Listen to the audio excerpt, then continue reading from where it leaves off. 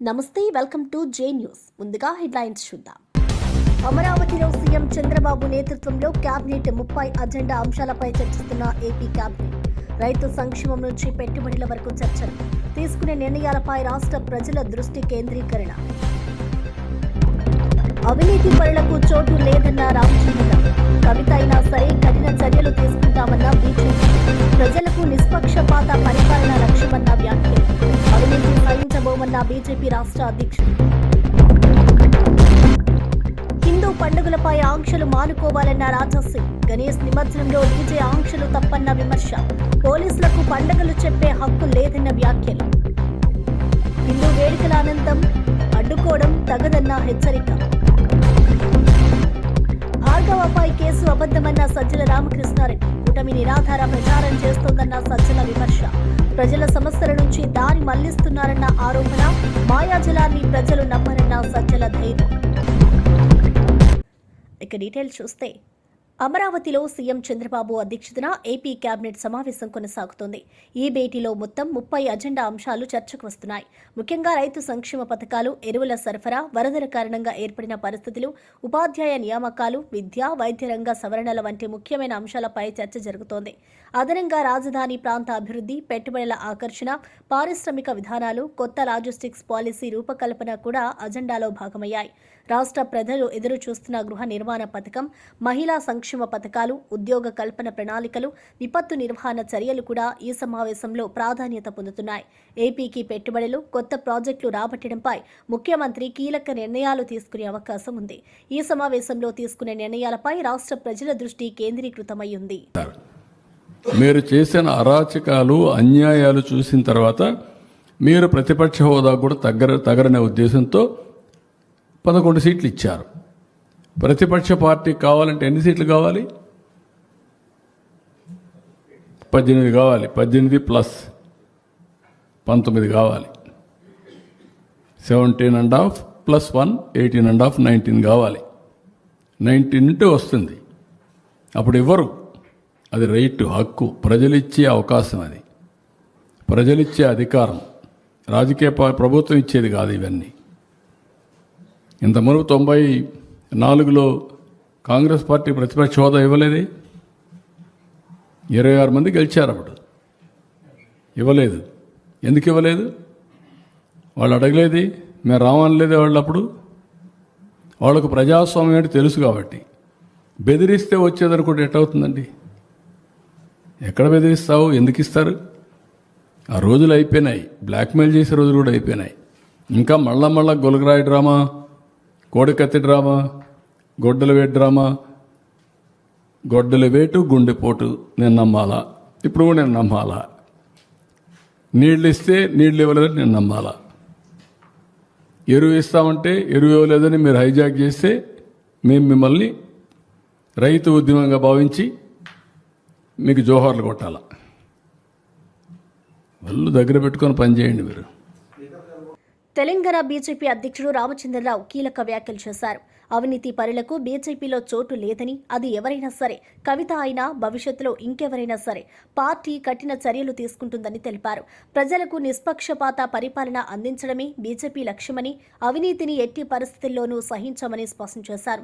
రాష్ట్ర రాజకీయాల్లో జరుగుతున్న పరిణామాలు, ముఖ్యంగా కాళేశ్వరం అవినీతి, ఇతర అవకతవకలపై పార్టీ తక్షణ స్పందన ఇవ్వనుందని పేర్కొన్నారు. ప్రజల డబ్బును దోచుకున్న వారిని ఎప్పటికైనా శిక్షిస్తామని ఆయన హామీ ఇచ్చారు.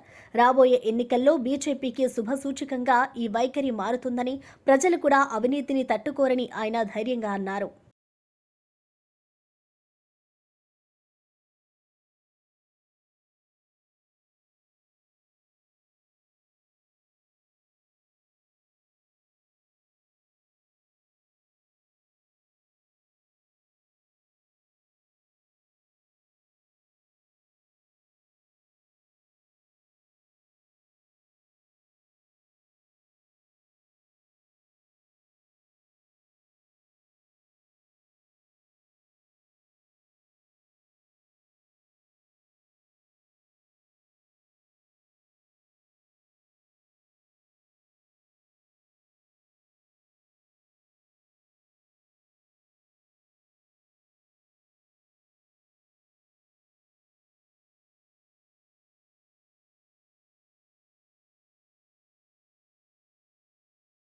నందమూరి బాలకృష్ణ మరోసారి ఆసక్తికర వ్యాఖ్యలు చేశారు.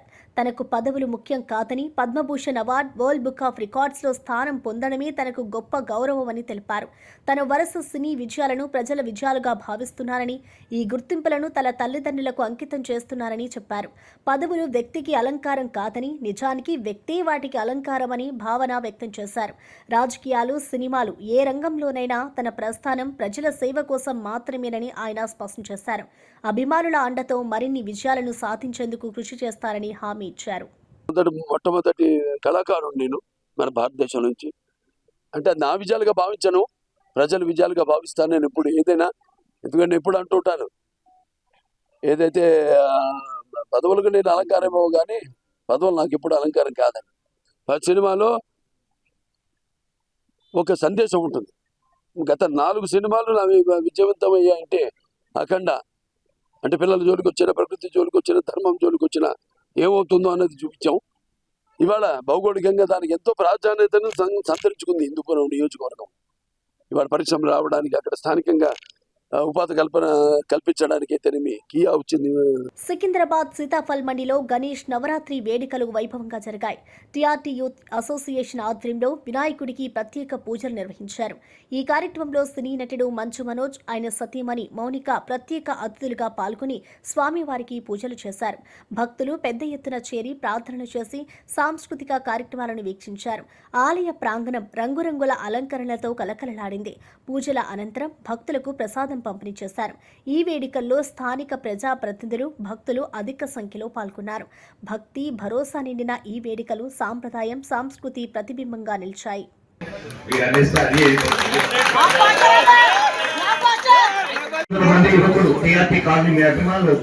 ఒక మనస్ఫూర్తిగా కోరుకున్నది 1000 కోట్లు కాదు, 2000 కోట్లు కలెక్షన్ కావాలని, ఆ అష్టలక్ష్మి దీవెన మీకు, మీ కుటుంబానికి, మీ భార్య బిడ్డలకు ఉండాలని సదా మా టీఆర్టీ కాలనీ సీతాఫల్ మండి మీకు ప్రత్యేకమైనటువంటి ధన్యవాదాలు తెలియజేస్తున్నాం.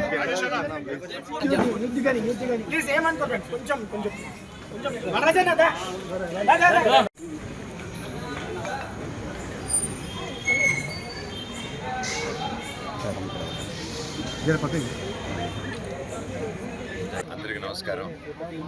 ప్రతి సంవత్సరం సీతాఫల్ మండికి రావడం మాకు ఒక ఆనవాయితీ. ఇక్కడికి వచ్చి విఘ్నేశ్వరుని దర్శనం తీసుకుంటే అంతా మంచి జరుగుతుంది. మాకైతే బాగా జరిగింది. నా తమ్ముడు వారు అండ్ విక్రమ్, రఘు అండ్ ప్రతి ఒక్కరు నాకు సొంత తమ్ముళ్ళలాగా, ఎస్పెషలీ విక్రమ్ అండ్ వరుణ్ నాకు ప్రతి సంవత్సరం ఎప్పటి నుంచో ఒక టైంలో కష్టాలు ఉన్నప్పుడు అన్న ఇక్కడ రండి, మీరు వస్తే ఇక్కడ పూజలు చేద్దాం, వినాయకుడు పూజలు చేద్దాం, అంతా మంచి జరుగుతుందంటే వాళ్ళ కుటుంబ సభ్యులతో పాటు నేను, మోనిక ఒక ఫస్ట్ టైం మా పెళ్లి కాకముందు రావడం జరిగింది. అప్పుడు తెలుసు మీకు అంతా వీడియోలు బయటకు వచ్చి అది ఇక్కడే. అండ్ వాళ్ళు చెప్పినట్టే ఇప్పుడున్న పెద్దలందరూ ఆశీర్వదించారు పెళ్ళి అవ్వాలని. 6 నెలల్లో పెళ్ళి అయింది. పెళ్లి తర్వాత మళ్ళీ వచ్చాము. ఈసారి ఒక పాపతో రావాలన్నారు. నెక్స్ట్ డే పాపతో పెళ్ళి అయిన తర్వాత పాప వాళ్ళు చెప్పినట్టే పాప పుట్టింది. అండ్ ఇప్పుడు ఫైనల్లీ ఈరోజు పిల్లలతో వద్దాం అనుకున్నాం, కానీ వర్షం వల్ల లేట్ అయిందని వాళ్ళు రాలేదు.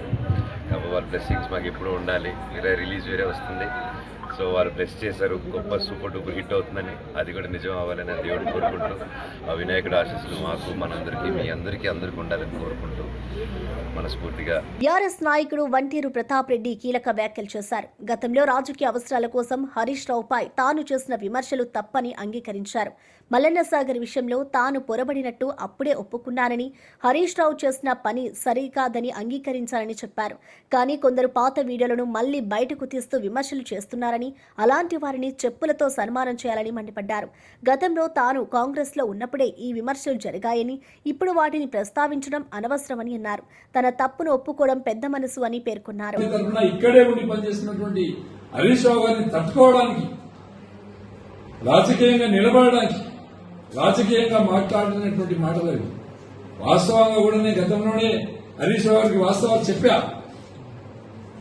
మల్లన్న సాగర్ ఇనాగ్రేషన్ లో నేను మల్లన్న సాగర్ మీద ఫైట్ చేసినప్పుడు నేను చేసింది తప్పు కావచ్చు, మీరు చేసిందే రైటు. ఇవాళ తెలంగాణకు కాళేశ్వరం వచ్చిందంటే, తెలంగాణకు గోదావరి నీళ్లు వస్తున్నాయి అంటే మీరు చేసింది రైటు, నేను చేసింది రాంగ్ అని చెప్పి ఆ రోజు నేను హరీష్ రావు గారితో చెప్పా. ఆ నీళ్లు పంపులు దుక్కుతున్నప్పుడు తెలంగాణ ప్రజల యొక్క ఆత్మ గౌరవాన్ని పెంచిట్లో అటు కేసీఆర్ ఇటు హరీష్ రావు గారు చేసిన కృషిని నేను ప్రశంసించిన అక్కడ రాజకీయాల్లో భాగంగానే నేను ఆ రోజు మాట్లాడిన వాస్తవాలు కాకపోయినప్పుడు కూడా రాజకీయంగా నిలదొక్కుకోవడానికి నేను మాట్లాడిన మాటలు. కానీ కొంతమంది కాంగ్రెస్ పట్టే భాషలు నిన్న మొన్న దాన్ని సోషల్ మీడియాలో పెట్టి వైరల్ చేస్తా ఉన్నారు.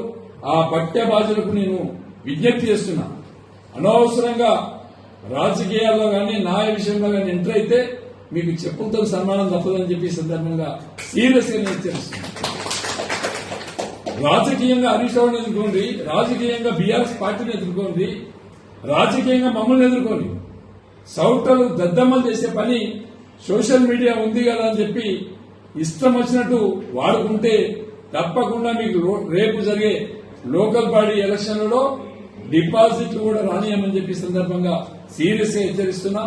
నేను ఏదేమైనప్పుడు బీజేపీ కాంగ్రెస్ పార్టీ నాయకులు మీరు ఇద్దరు ఒక్కటైనా కూడా మీకు రాష్ట్ర వ్యాప్తంగా కూడా డిపాజిట్లు కూడా రావు. నరేంద్ర మోడీ వచ్చేలా దేకినా కూడా, రేవంత్ రెడ్డి గారి మోకాళ్ళ మీద పనిచేసినా కూడా మీకు ప్రజలు తిరస్కరించుడు, ప్రజలకు దగ్గర రానియని చెప్పి సందర్భంగా హెచ్చరిస్తూ 2 ముచ్చట్లు చెప్తున్నా. లాస్ట్ కి 8 మంది బీజేపీలను గెలిపించారు, 8 మంది కాంగ్రెస్ లను గెలిపించారు.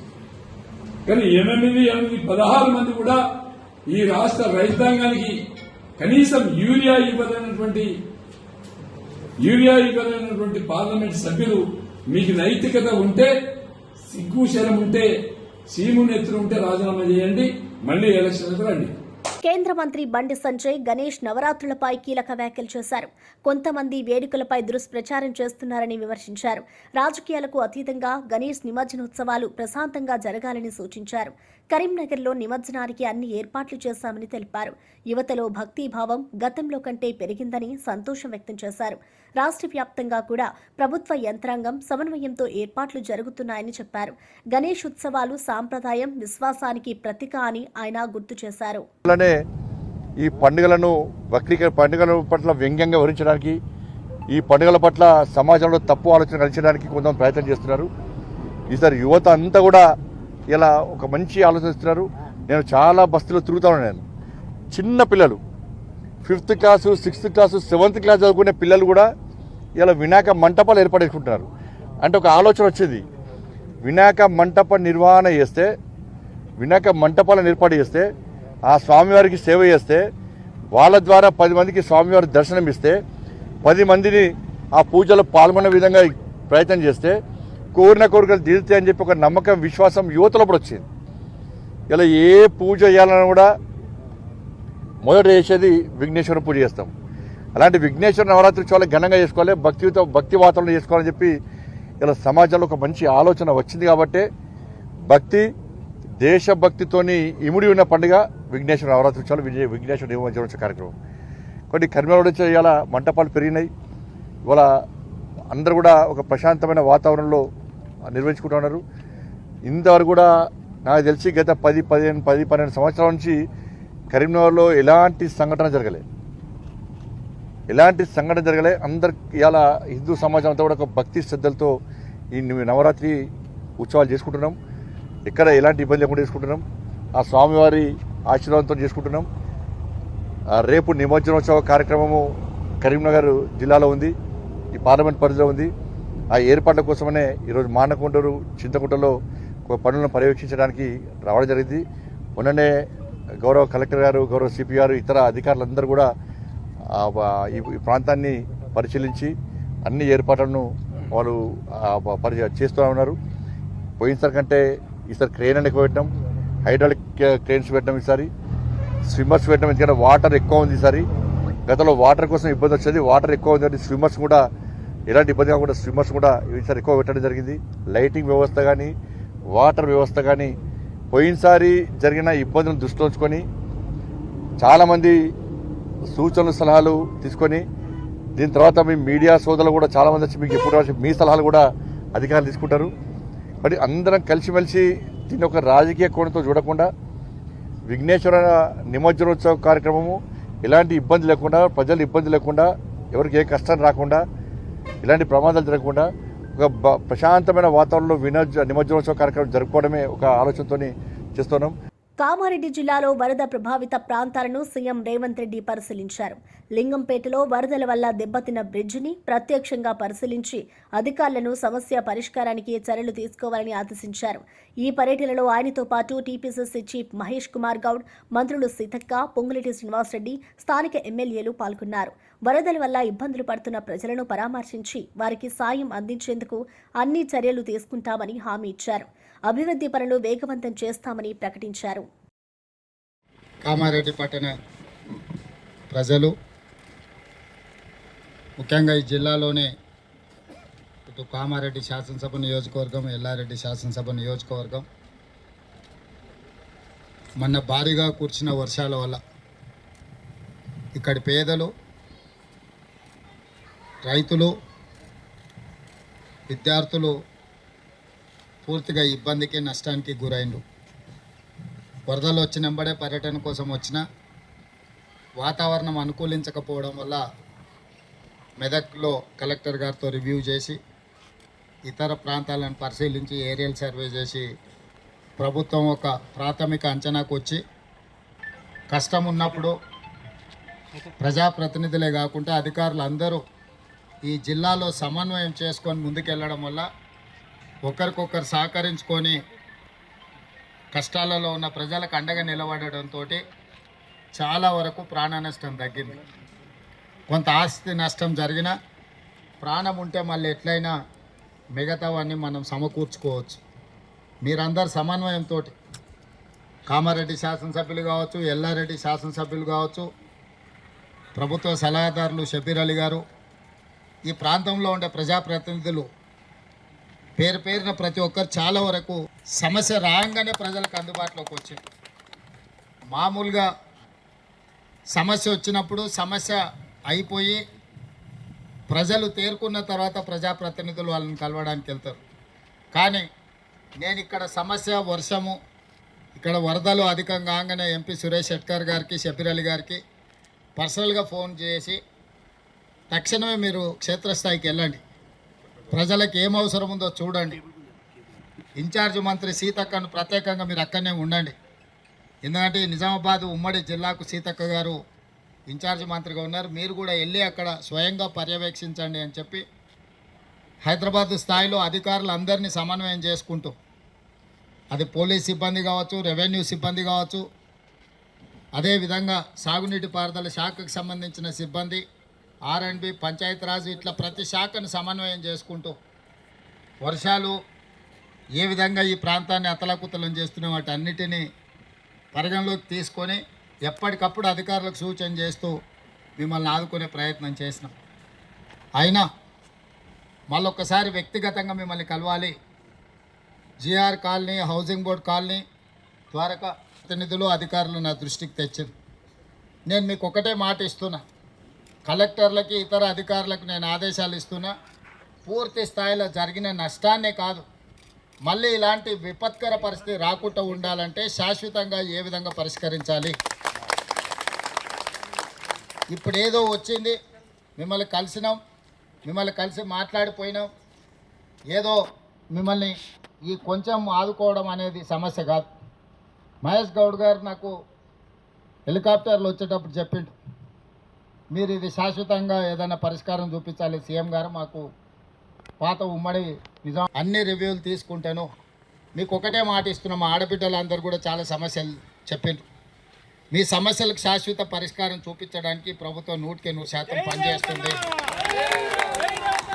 అదేవిధంగా మా మున్సిపల్ చైర్పర్సన్ చెప్పిండ్రు, ప్రైవేట్ స్కూళ్ళలో చదువుకునే పిల్లలకు కూడా పుస్తకాలని నానిపోయినాయి, బడికి పోతలేరు, వాళ్ళ సమస్య కూడా అని.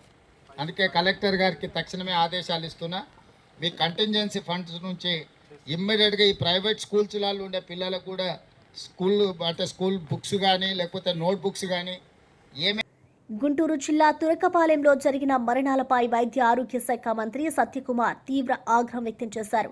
4 నెలల్లో 23 మరణాలు జరగడం ఆందోళనకరమని అన్నారు. ఈ పరిస్థితులపై అధికారులు ఏం చేస్తున్నారని ప్రశ్నించారు. గ్రామంలో జరుగుతున్న కిడ్నీ పరీక్షలపై కూడా ఆరా తీశారు. స్థానిక ఆశా వర్కర్లు, ఎన్ఎంల పనితీరు పట్ల అసంతృప్తి వ్యక్తం చేశారు. ప్రజల ఆరోగ్య భద్రతకు చర్యలు తీసుకోవాలని, బాధ్యులపై కఠిన చర్యలు తప్పవని హెచ్చరించారు.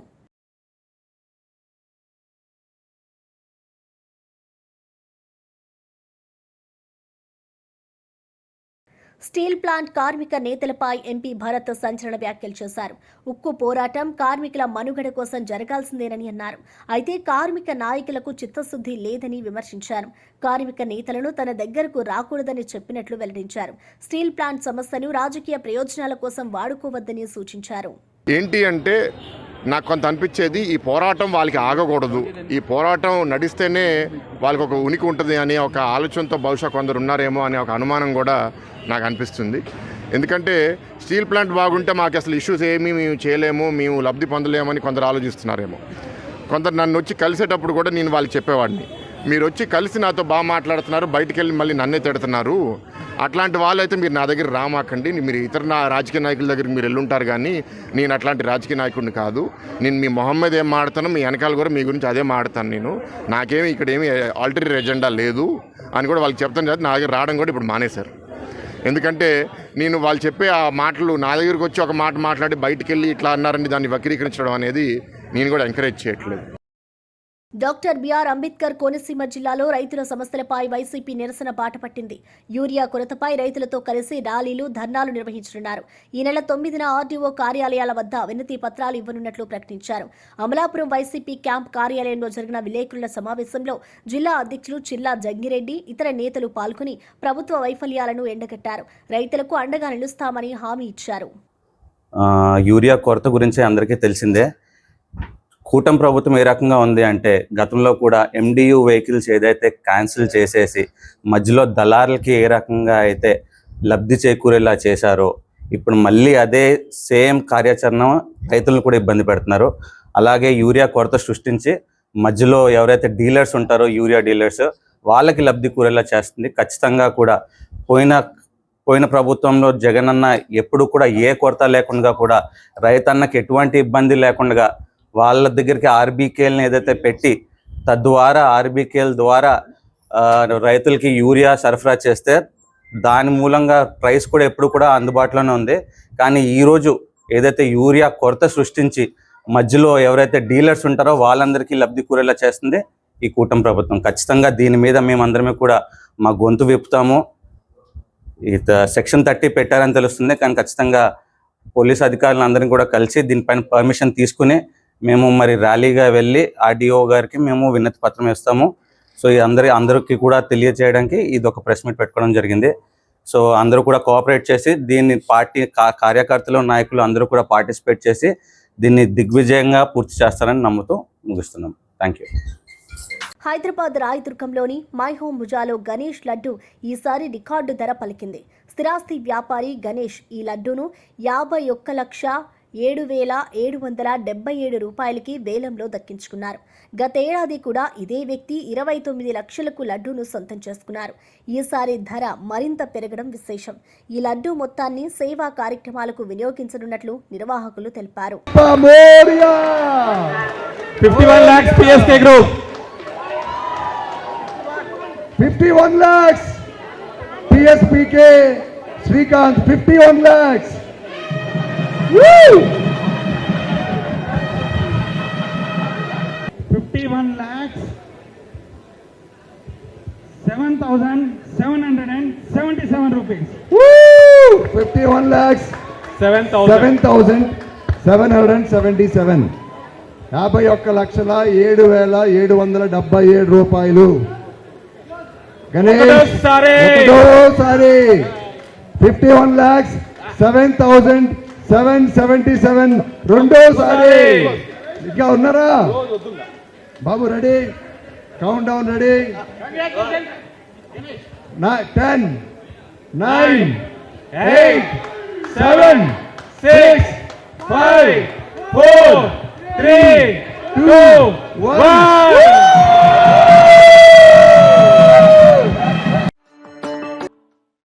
ఇప్పుడు నా గురించి వస్తే నేను గణేష్ అండి, Ganesh real estate Khammam and Yellandu నుంచి. సో ఇక్కడ ఇది నేను 2వ సంవత్సరం, పోయిన సంవత్సరం కూడాను మైహంబుజా లడ్డు ఆక్షన్ 29 lakhsకి గెలుచుకోవడం జరిగింది. ఇది మళ్ళీ ఇది 2వసారి కంటిన్యూగా ఇది నాకు దక్కటము. నేను నాకు నా ధైర్యానికి ఇది సంబంధించినగా భావించి దేవుడి కృప నాకు ఉండాలని కోరుకుంటూ నాకు మన మిత్రులందరికీ మైహంబుజాలో ఉన్న ప్రతి ఫ్లాట్ వారికి కూడాను ఈ లడ్డు ప్రసాదాన్ని నేను అందిస్తానండి. థ్యాంక్ యూ సో మచ్ అండి. డిప్యూటీ సీఎం భట్టి విక్రమార్క మంత్రి తుమ్మల నిర్మలా సీతారామన్ను కలిశారు. రాష్ట్ర ఆర్థిక పరిస్థితులు, భారీ వర్షాలు, వరదల నష్టాలను వివరించారు. డిజాస్టర్ మేనేజ్మెంట్ కమిషనర్తో కూడా భేటీ కానున్నట్లు తెలిపారు.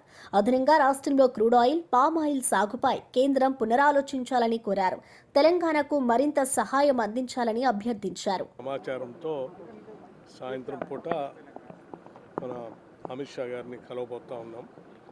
అట్లాగే ఇప్పుడు ఆర్థిక శాఖ మంత్రులు శ్రీమతి నిర్మలా సీతారామన్ గారిని కూడా కలిశాం. రాష్ట్రానికి సంబంధించినటువంటి ఆర్థిక పరిస్థితులు, అట్లాగే లోన్ రీస్ట్రక్చరింగ్ సంబంధించినటువంటి అంశాలు, ఇతరత్ర అంశాలు, ముఖ్యంగా రాష్ట్రంలో విరివిగా విస్తారంగా సాగు చేస్తున్నటువంటి పామ్ ఆయిల్కి సంబంధించిన దానిపైన, క్రూడ్ ఆయిల్ పైన విధించేటువంటి సుంకాలని తగ్గించడం వల్ల రైతులు నష్టపోతూ ఉన్నారు. కాబట్టి పెంచమని ఆ సుంకాన్ని, ఇతరత్ర లోన్ రీస్ట్రక్చరింగ్ గురించి, కొన్ని ఎడ్యుకేషనల్ ఇన్స్టిట్యూషన్స్ గురించి కావాల్సినటువంటి ఆర్థిక సాయం గురించి వారికి ప్రత్యేకంగా రిప్రజెంటేషన్స్ ఇవ్వటం జరిగింది. వారు సానుకూలంగా స్పందించారు. ధన్యవాదాలు. తెలంగాణ రాష్ట్రానికి సంబంధించి national mission for edible oils programme కింద పెద్ద ఎత్తున ఆయిల్ ఫామ్ సాగు మొదలుపెట్టడం జరిగింది. గతంలో కేవలం ఖమ్మం జిల్లాకే ఉన్నటువంటి ఈ ఆయిల్ ఫాము వ్యవసాయం ఈనాడు తెలంగాణలో ఉన్నటువంటి 31 జిల్లాల్లో కూడా ప్రారంభించాము. పెద్ద ఎత్తున ఈనాడు భారతదేశంలో అత్యధికంగా ఆయిల్ ఫామ్ ప్లాంటేషన్ వేసినటువంటి రాష్ట్రంగా తెలంగాణ గుర్తింపు వచ్చింది. ఆ పంటను ఇంకా పెంచి తెలంగాణ రాష్ట్రంలో సుమారు 20 లక్షల ఎకరాల వరకు వేసే అవకాశం ఉంది. కాబట్టి కేంద్ర ప్రభుత్వం క్రూడ్ ఫామ్ ఆయిల్ మీద ఇంపోర్ట్ డ్యూటీ తగ్గించటం మూలాన దాని యొక్క ఎఫ్ఎఫ్బి రేటు తగ్గటం మూలాన రైతులు నిరాశలో ఉన్నారు. కాబట్టి కేంద్ర ప్రభుత్వం దాన్ని మళ్ళీ పునరాలోచించి గతంలో ఉన్నటువంటి 44%ని ఇంపోర్ట్ డ్యూటీని ఇంపోజ్ చేయవలసిందిగా కేంద్ర ప్రభుత్వాన్ని అభ్యర్థించడం జరిగింది. గతంలో 0 ఉంది ఇంపోర్ట్ డ్యూటీ, దాన్ని 26% చేశారు. మళ్ళీ దాంట్లో నుంచి మొన్న 10% తగ్గించారు. ఇప్పుడు కేవలం 16.5% ఉంది. కాబట్టి దయచేసి దాన్ని మళ్ళీ పాత పద్ధతిలో 44% ఇంపోర్ట్ డ్యూటీ మీరు ఇంపోజ్ చేసినట్లయితే తెలంగాణ రాష్ట్రం ఈ భారతదేశానికి కావాల్సినంత ఆయిల్ ఫామ్ని ప్రొడ్యూస్ చేసి ఇచ్చే బాధ్యతని తెలంగాణ ప్రభుత్వం తీసుకుంటుందని చెప్పి కేంద్ర ప్రభుత్వానికి విజ్ఞప్తి చేశాం. దాంతోపాటు ఎంజీపీ మినిమం గ్యారంటీ ప్రైస్ ఇప్పుడు సుమారు 19,000 ఉంది ధర. దాన్ని 25,000కి మీరు మినిమం గ్యారంటీ ప్రైస్ డిక్లేర్ చేస్తే, ఒకవేళ 25,000కి తగ్గినా కేంద్ర ప్రభుత్వం భరాయించేటటువంటి పరిస్థితిని మీరు క్రియేట్ చేస్తే భారతదేశ వ్యాప్తంగా 70 లక్షల ఎకరాలు ఆయిల్ ఫామ్ సాగు చేసే అవకాశం ఉంటుంది. అప్పుడు ఈ 1,50,000 కోట్లు పెట్టి ఇంపోర్ట్ చేసుకునే బాధ కూడా తగ్గుద్ది. విదేశ మారక ద్రవ్యం మిగులవుతుంది, భారతదేశానికి మేలు అవుతుంది, రైతాంగానికి ఉపయోగపడుతుంది అని చెప్పి ఆర్థిక మంత్రి గారికి చెప్పడం జరిగింది. ఆమె గారు కూడా వెస్ట్ గోదావరి కోడలు కాబట్టి, తెలుగు రాష్ట్రాలతో అనుబంధం ఉంది కాబట్టి, ఆ తెలుగు రాష్ట్రాల్లోనే ఈ పంట ఎక్కువ ఉంది కాబట్టి దాన్ని పునఃపరిశీలిస్తానని చెప్పారు. త్వరలోనే ఇది శాఖలతోటి సంబంధం ఉన్నటువంటి సమస్య కాబట్టి నేను వెంటనే దాన్ని పరిశీలించి పరిష్కారం చేస్తానని చెప్పడం జరిగింది. మరిన్ని అప్డేట్స్ కోసం చూస్తూనే ఉండండి జే న్యూస్.